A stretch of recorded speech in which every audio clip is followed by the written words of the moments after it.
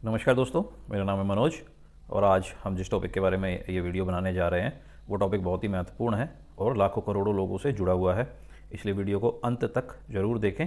गुरुजी क्या है मुझे बाहर अच्छा इमेज है सर, हमारा इमेज है और अच्छा काम भी करता सर बाहर से।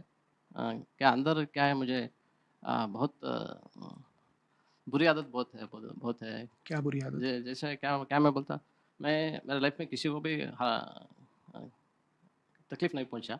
Any I not do any harms to a society, but अंदर से मैं क्या है बहुत मुझे काम वासना बहुत तकलीफ कर रहा है मुझे। Have to overcome this bad habit. अब जैसे कि हमने ये वीडियो देखी, इसके अंदर जो वो युवक है हमारे भाई, वो बड़े ही डिप्रेशन के अंदर है और ऐसे बोल रहे हैं कि मुझे बुरी आदत लग गई है, मुझे बुरी लत लग गई है जिसको मैं छोड़ नहीं पा रहा। तो उस बात को लेके वो बहुत ही परेशान दिखाई दे रहे हैं। अब आचार्य जी का कुछ आंसर सुनते हैं, सुनिएगा। काम वासना तकलीफ क्यों दे रही है? वो क्या है बुरी आदत मुझे बचपन से लग लग गया, क्या मुझको मालूम होता नहीं। नहीं, काम वासना अपने आप में तो पता नहीं बुरी आदत है या नहीं।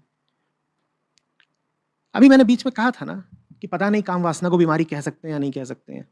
कहा था ना कि काम वासना को मैं निश्चित नहीं हूं कि बीमारी कहा ही जा सकता है। उसकी वजह है, वजह गुरुजी से ये क्वेश्चन पूछने के बाद गुरुजी ने उनको वापस जो उत्तर दिया उसमें बोला कि वैसे तो मैं कंफर्म नहीं हूँ कि ये वासना कोई बीमारी है भी या नहीं है। तो गुरुजी इस बारे में कंफर्म नहीं है, लेकिन हम इस बारे में कंफर्म है कि यह कोई बीमारी नहीं है। वो आपको तकलीफ क्यों दे रही है? क्या बोलता हूँ, मैं बहुत भोग का जीवन चला रहा हम्म? हूँ। भोग का जीवन चला रहा मैं। हम्म, पैसा वैसा बिजनेस सब अच्छा है ना। ठीक। मैं क्या आपका समझता दिन जाता किस चीज़ में है फिर? मैं एग्रीकल्चर करता हूँ, एग्रीकल्चर करते हैं, बिजनेस भी चलाता, बिजनेस चलाते हैं। तो ये दोनों काम यूं ही हो जाते हैं या इनमें मेहनत करनी पड़ती है, ध्यान देना पड़ता है? ध्यान देना पड़ता ध्यान देना पड़ता है। ठीक। वैसे ही ध्यान देना पड़ता है ना जैसे अभी मेरी बात पे ध्यान दे रहे हैं। है, देना तो मेरी बात पर ध्यान देते वक्त तो आप कह रहे हैं कि सेक्स वगैरह सक्रिय नहीं है। नहीं। तो आप जब अपने खेती बाड़ी एग्रीकल्चर और धंधे पर ध्यान देते हैं तब वासना कैसे सक्रिय हो जाती है? तभी नहीं होता। तो फिर कब होता है? जब घर में रहता ना तब ऐसा ही फ्रेंड्स के साथ रहता ना। हम्म? फ्रेंड्स के साथ घर में बाहर नहीं, रहता। तो आपका जब काम है और वो काम समय मांगता है, श्रम मांगता है, तो आप समय उसको दीजिए। आप इन फ्रेंड्स को समय कैसे दे देते हैं? मैं ये नहीं पूछ रहा इन दोस्तों को आप समय क्यों दे देते हैं। मैं पूछ रहा हूँ कि जब आपके पास करने के लिए एक काम मौजूद है, वो जो कुछ भी है, सबके अपने अपने पेशे होते हैं, व्यवसाय होते हैं। जब आपके पास करने के लिए वो काम मौजूद है, तो ये दोस्तों के साथ समय खराब करने के लिए आपने कहाँ से गुंजाइश निकाली? सही मिलता है, टाइम मिलता ना। टाइम मिलता है या टाइम चुराया? चुराया, टाइम चुराया। तो क्या हम कहें कि मूल बात ये नहीं है कि काम वासना वगैरह सक्रिय हो जाती है, मूल बात ये है कि जो सही काम करना चाहिए उससे समय चुराया। उस समय चुराने दिमाग खराब कर दिया एकदम। और फिर आप भीतर आए और मुझसे पूछें कि आचार्य जी मेरी ये दुर्दशा क्यों? मुझ पर क्रोध क्यों सक्रिय हो गया? मुझ पर ईर्ष्या क्यों सक्रिय हो गई? चिढ़ क्यों सक्रिय हो गई? तो मैं ये बताऊं कि आप पर क्रोध वगैरह क्यों सक्रिय हो गया? मैं सबसे पहले ये पूछूं कि मुझे ये बताओ बरखुरदार, तुम यहां से गायब कैसे हो गए? बोलो कौन सा मुद्दा पकड़ूं? लेकिन आप ये नहीं बता रहे हो कि आप यहां से गायब कैसे हो गए। उल्टे आप मुझसे पूछ रहे हो कि काम वासना चढ़ाती है और तमाम तरह के चित्त के विकार चढ़ाते हैं, ये हो जाता है। और जहां आप सवाल ही क्या सही पूछ रहे हो? बोलो। मूल सवाल आपको नहीं करना चाहिए, किसे करना चाहिए? मुझे करना चाहिए। जायज ये है कि मैं पलट करके पूछूं कि जनाब आप गायब कहां हैं? अभी मैंने बीच में कहा था ना कि पता नहीं काम वासना को बीमारी कह सकते हैं या नहीं कह सकते हैं। कहा था ना कि काम वासना को मैं निश्चित नहीं हूं कि बीमारी कहा ही जा सकता है।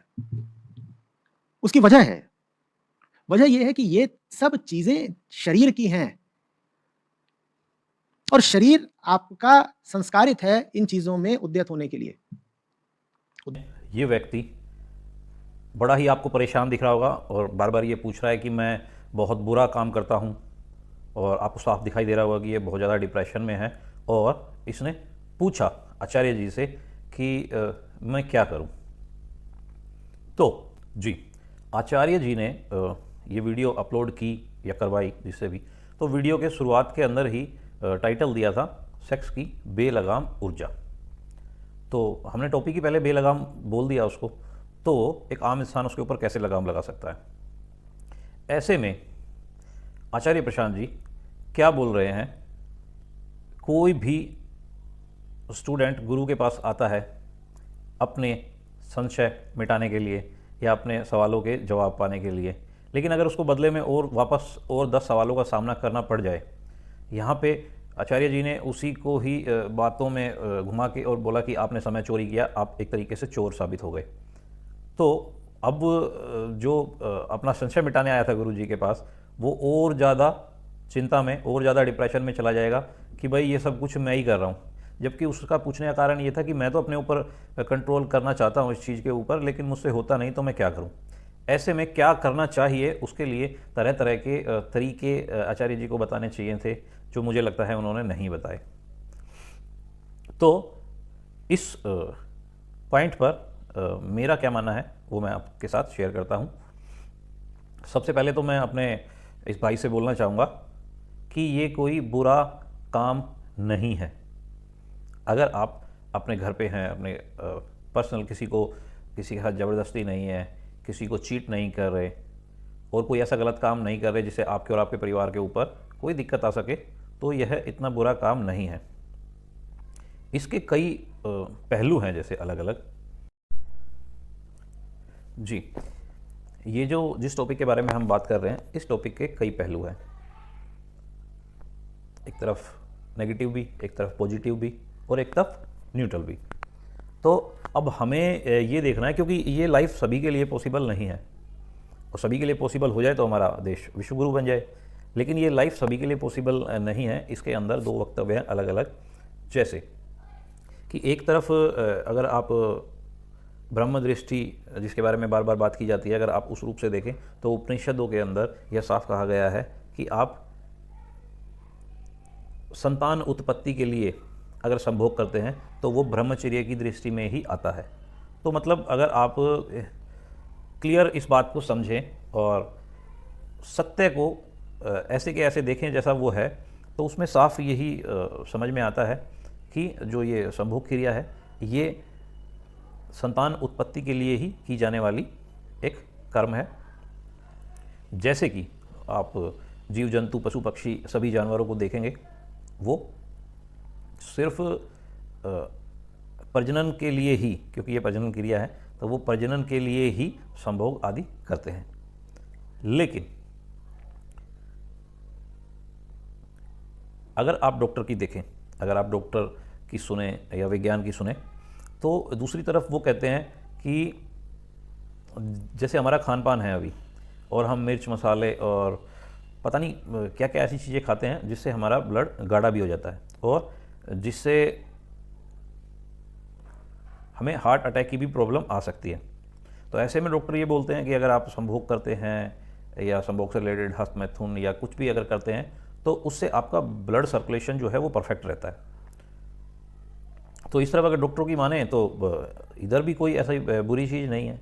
लेकिन क्योंकि इसके अलग अलग, जैसे तामसिक भोजन होता है, सात्विक भोजन होता है, राजसी भोजन होता है, ऐसी अलग अलग सभी चीज़ों की कैटेगरी है। तो अगर आप ब्रह्मचर्य की विद्या और ब्रह्मचर्य के पथ पर अगर आप आगे बढ़ते हैं या आप अनुभव करना चाहते हैं, क्योंकि ये एक ऊर्जा है, उस ऊर्जा का अगर आप अनुभव करना चाहते हैं तो इस ऊर्जा के अंदर बहुत शक्ति है।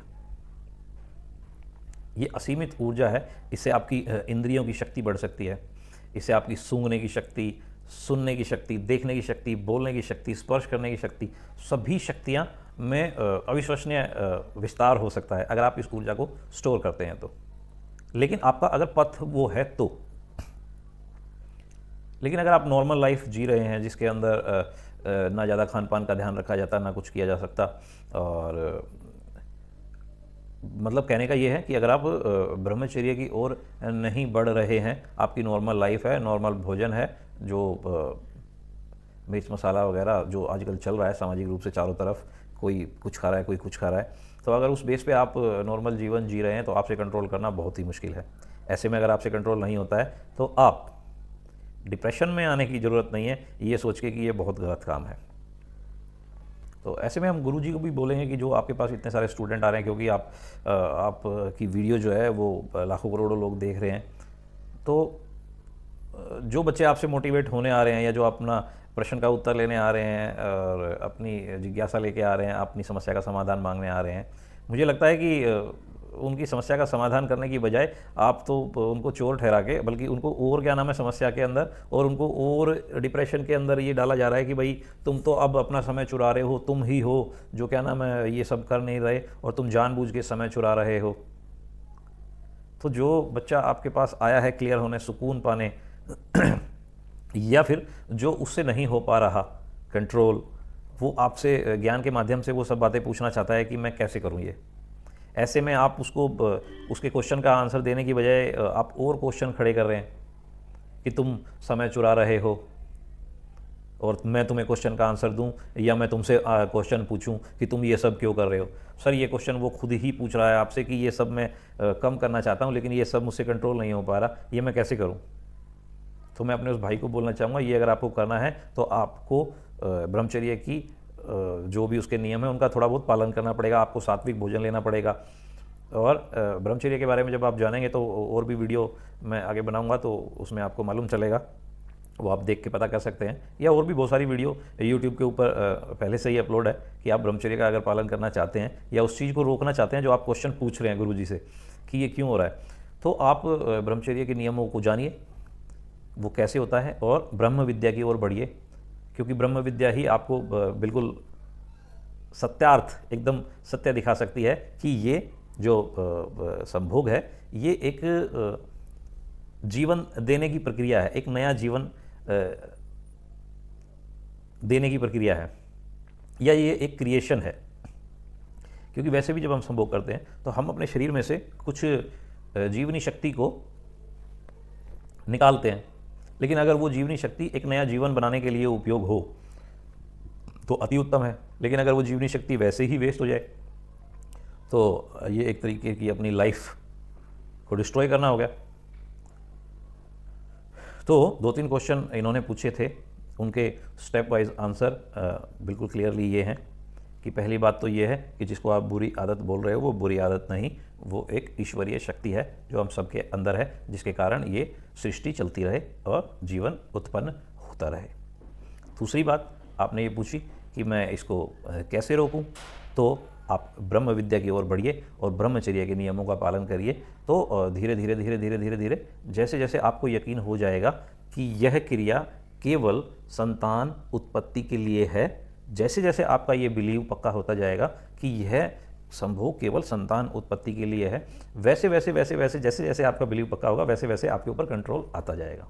एक तरफ आपको भोजन के ऊपर ध्यान देना है, दूसरी तरफ आपको विद्या के ऊपर ध्यान देना है, ब्रह्म विद्या के ऊपर ध्यान देना है कि वह क्या कहती है।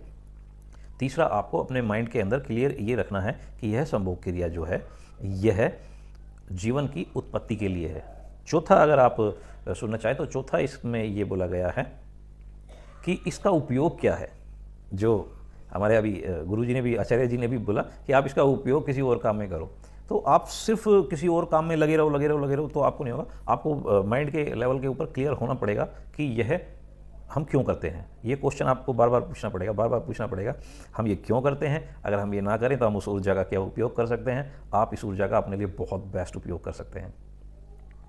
तो ये जो 3-4 क्वेश्चन आंसर हमने किए हैं, इन बारे में आप दिन ब दिन अगर अभ्यास करेंगे तो आपको मालूम चलेगा कि वही ऊर्जा आपको ससीम से असीम तक आपको ले जाएगी और आपको आपके बोलने में हर एक चीज़ के अंदर इतनी पावर आ जाएगी कि वो अगर आप उस ऊर्जा को अपने अंदर स्टोर करेंगे तो स्टोर तो अपने आप ही हो जाएगी। आपको तो बस उधर उन विचारों पे, आपको तो बस एक ही विचार पे फोकस करना है कि ये जो क्रिया है ये संतान उत्पत्ति के लिए है।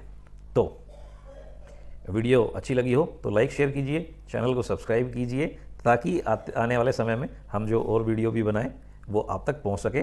धन्यवाद।